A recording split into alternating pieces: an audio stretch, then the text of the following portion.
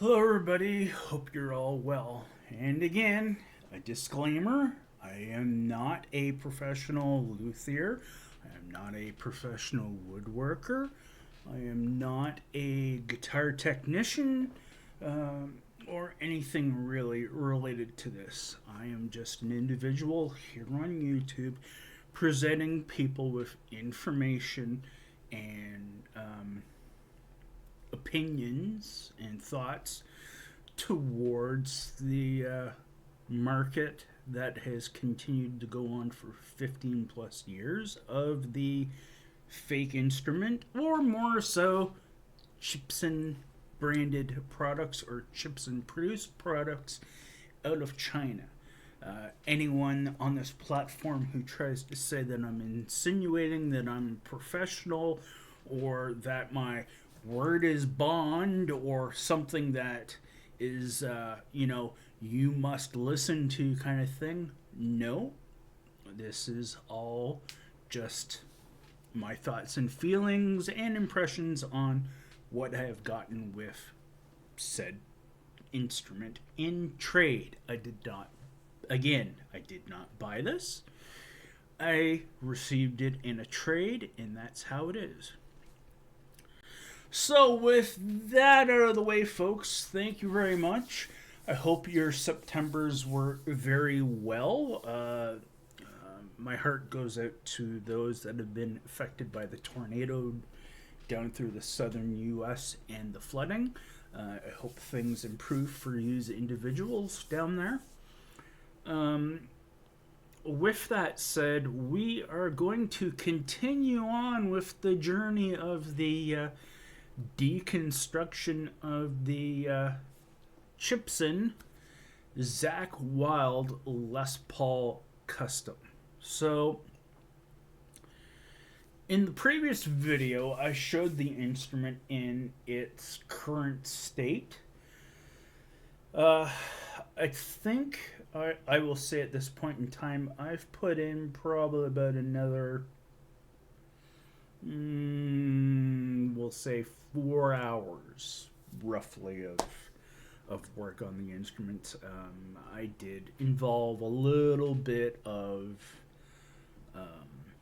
hand tools, specifically an orbital sander, to get some of the stuff off, but for the most part, everything has been done sanded by hand. And again, whether you're actually working on your own instrument for, say, a build from a kit guitar, or because you have picked up a cheap version that you would like to change the color or some attribute on, again, I will say please have protection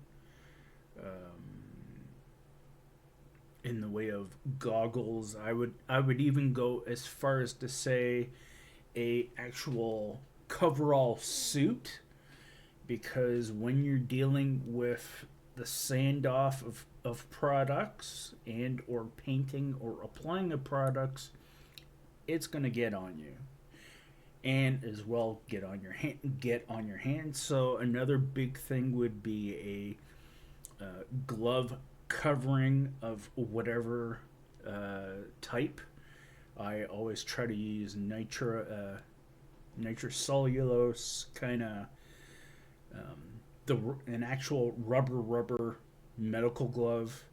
I'm not allergic to it, so people that are allergic to whatever materials, please buy a glove in whatever format that will not give you an allergic reaction. Same thing as, again, I will stress, when you strip away these instruments, or an instrument you're working on as a project, please be aware that the sealer solution, the paint solution, the wood itself, you can have allergic reactions to. So again, in that situation as well too, it would be my advice to also wear a mask.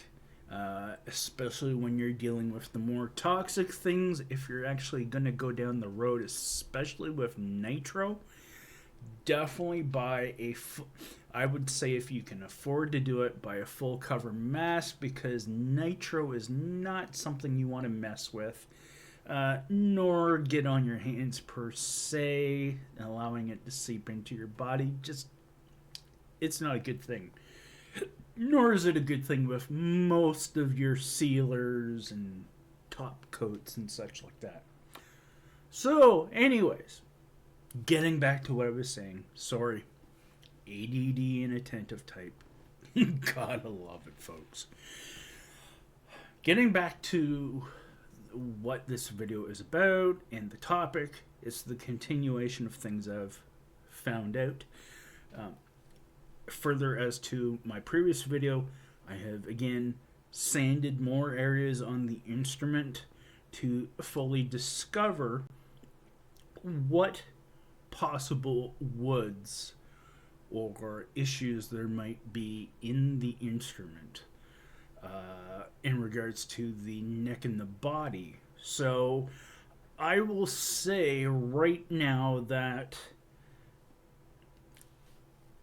I would say this Chibson, I would almost go as far as to say it was maybe produced from an actual guitar kit, just going on the basis of what's in it and whatnot, or if not, a very similar a guitar kit that you could probably buy out there, especially on the low end market. So like your, $200 to $300 range guitar kit.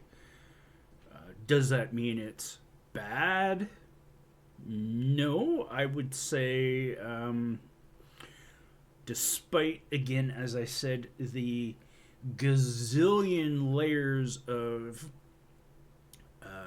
urethane or polyacrylic that has been spliced over the instrument, the foundation of the instrument, I think, is pretty solid.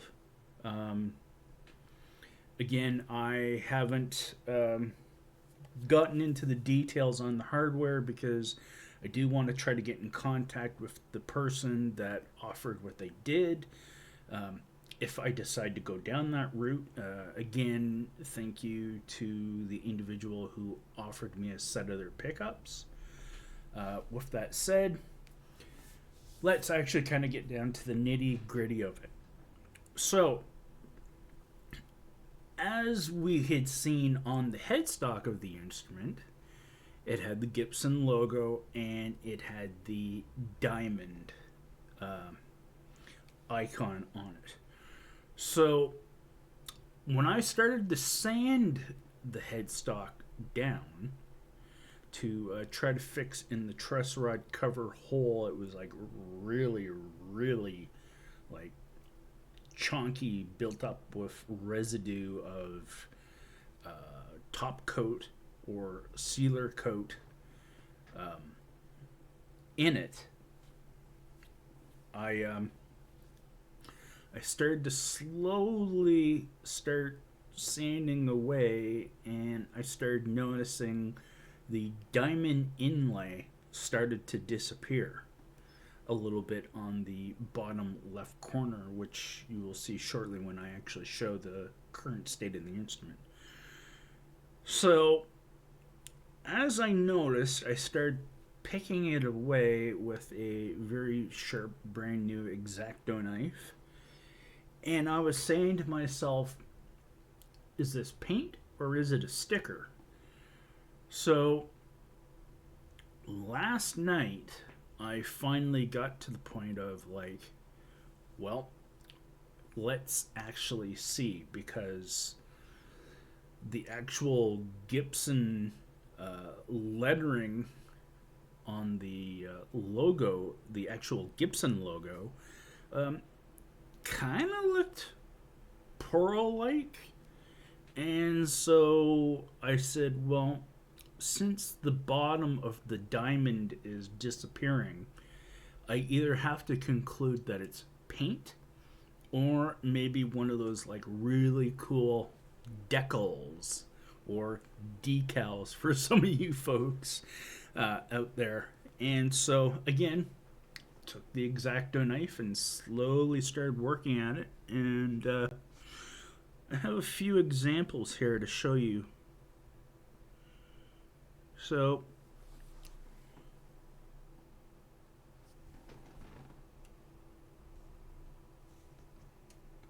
there is the back of one of the fragments.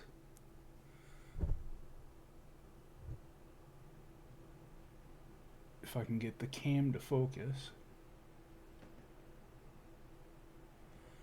Anyways, oh, there it was, focused for a second. That's one of the fragments.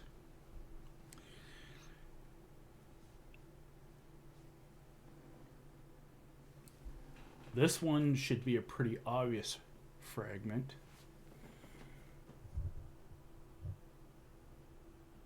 You can see it better there, and we'll turn it over so you can try to get a better view of it.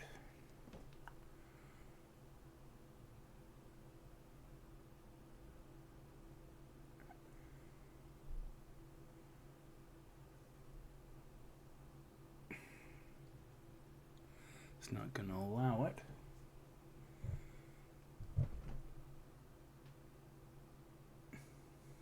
But anyways, there's the actual tip off of one of the diamonds, or the bottom of the diamond, and this here itself is the actual center fragment. You can see it there. It's focusing a little bit there. So you can see the slight bit of fleckle on it, but as you can see, that is not actual. That is not an actual piece of perloid. That is actually like a layered sticker. So that's what all these things are basically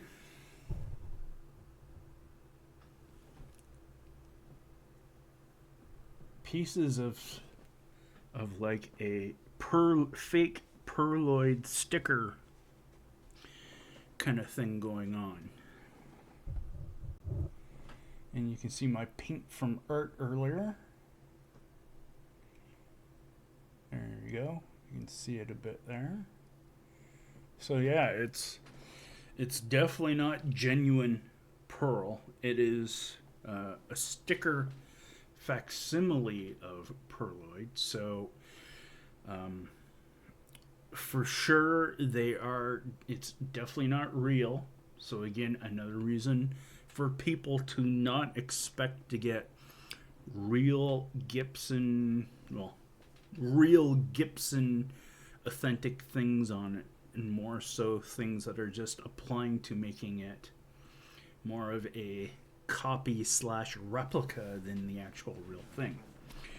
So now we got that out of the way. So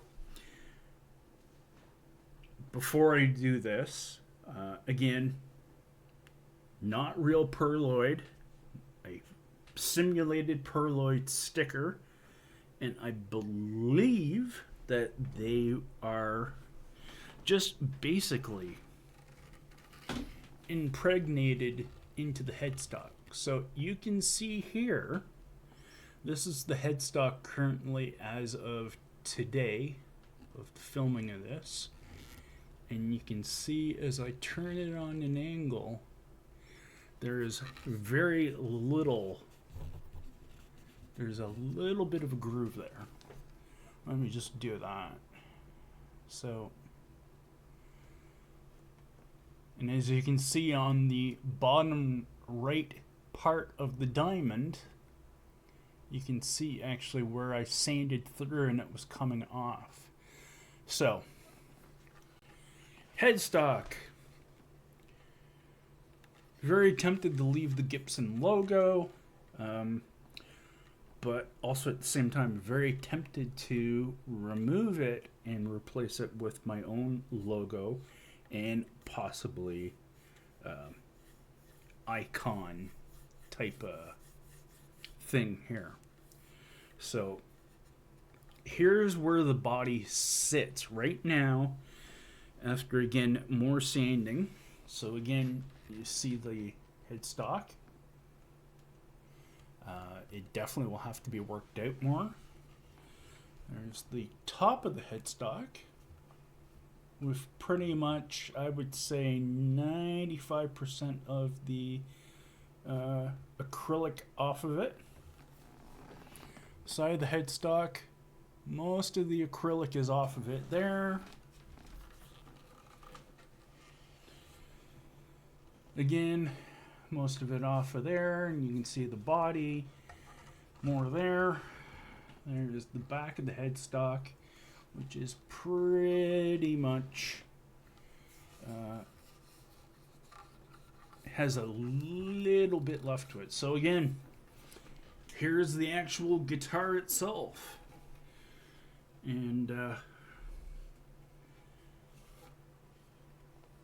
I just gave it a quick wipe off with some isopropylene / 100 proof alcohol just to clean it up, just to show it. And I have taken the top and the back are actually, that's taken back to bare wood. So there is like little to no sealer on here. So this is ready for stain, so forth and so forth. Again, just to kind of show the body and the things with it, you can see a little issue there. Looking at the back, it looks like it's a nice... To look at the back when it was covered, it looks like it was a nice kind of... Let me turn the light off here so we can see things better. So, with the back, you can still see a few spots here and there that need to be come off for it to be fully bare. Like down here, there's still some seal coat on it. Beyond that, though, this, when it was sealed, looked like it was a nice, almost like one piece back to it. But if we look at it more, we can actually kind of see 1, 2, 3, 4 pieces there. Maybe even a 5th. If we look at the back side of the guitar, we can kind of see more of the wood in place. Pieces of wood. The sides are almost like there. You can see a little bit of sanding down. Again, you can see pieces up here around the top of the body. Neck, again, not willing to do too much around the neck because that's definitely something. In here you can see a little bit of flaws in working that. Some exposure there. And on the bottom along here there's a little bit of exposure. But for the most part, it's not the same as the actual top. It looks like on the top there is, it almost looks like 3 pieces, but I actually say that this is a 2-piece top. I could be wrong, but it looks like there's a nice piece of figured wood in this bottom section of wood, and actually up through the top as well as through the back.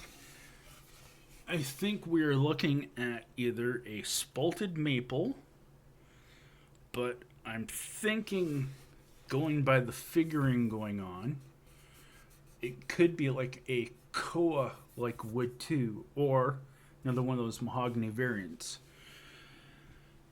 So getting back to the instrument itself, I'm at a point that with the way how the wood looks, I'm almost tempted to just simply clear coat it.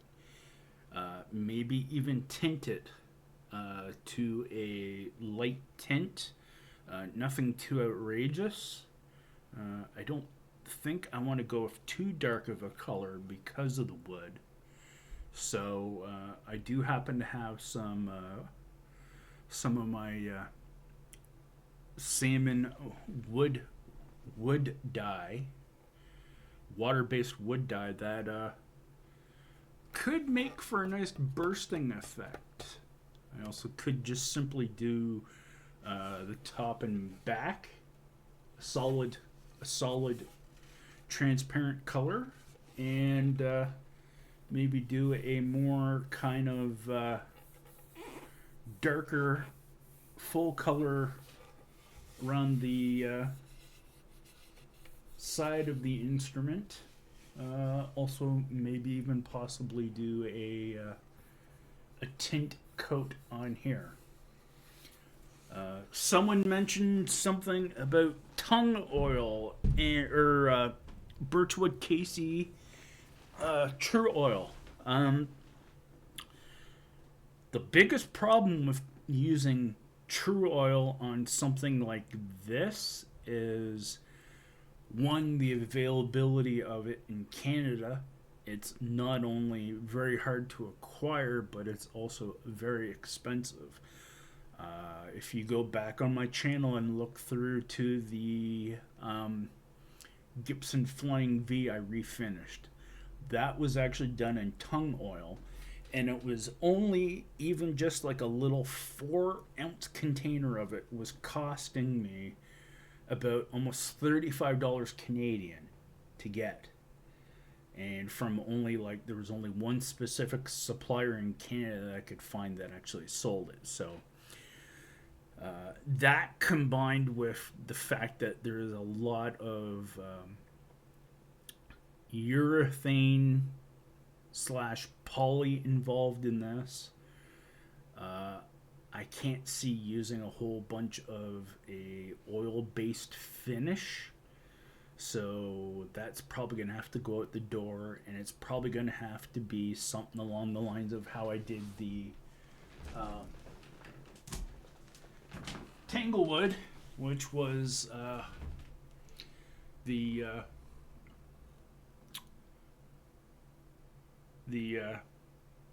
2-time fine. I can't remember if it's Painter's Touch brand, anyways. And I did that all in this, and it turned out okay. But there's always things that can be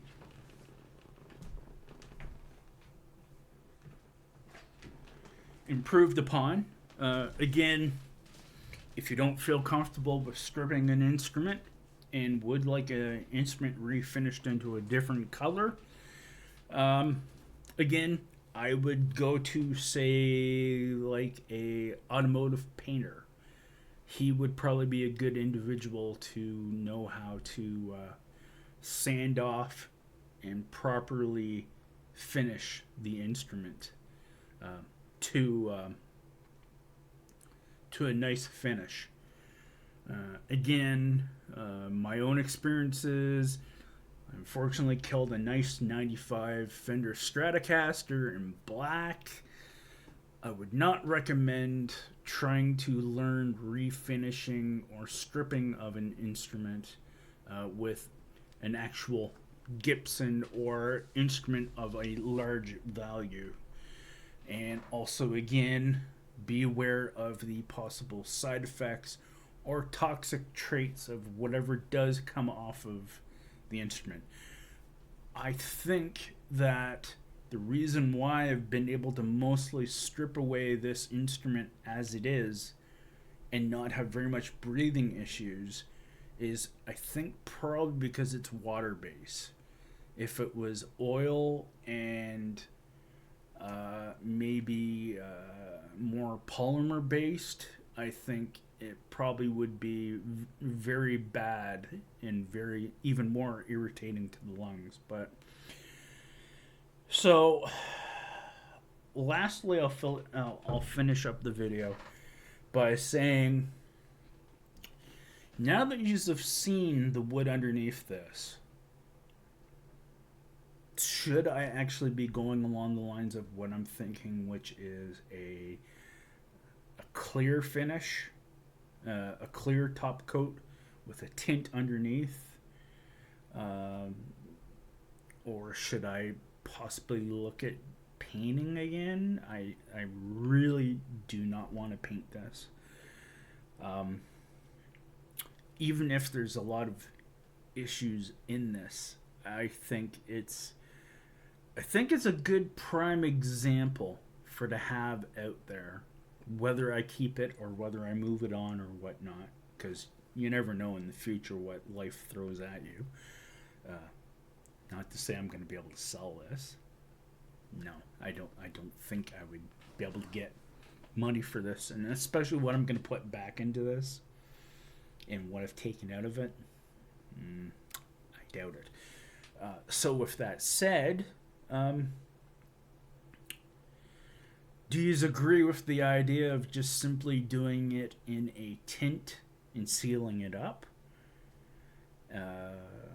Possibly two-toning it by putting a darker finish around the sides of the guitar and leave the top and back more kind of a brighter finish, like a brighter tone instead of a darker tone.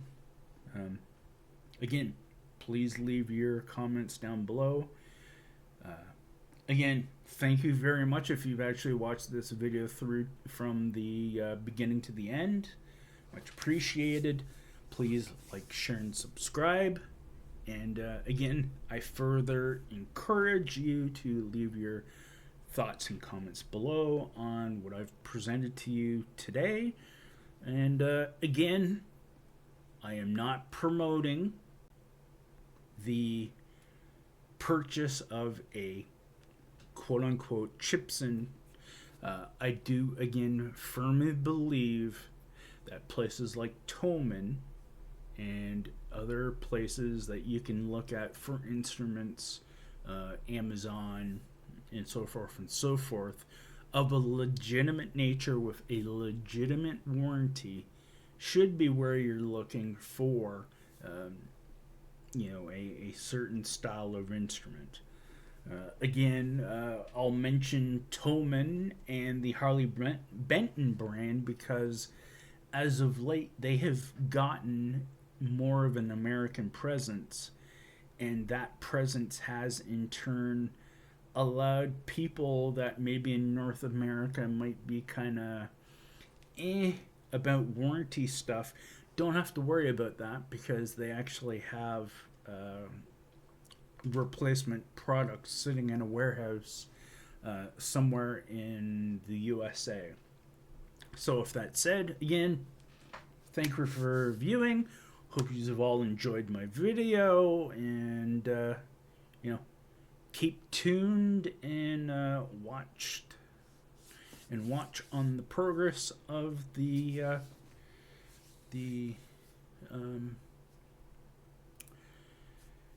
de-Chibsonizing of the Chibson.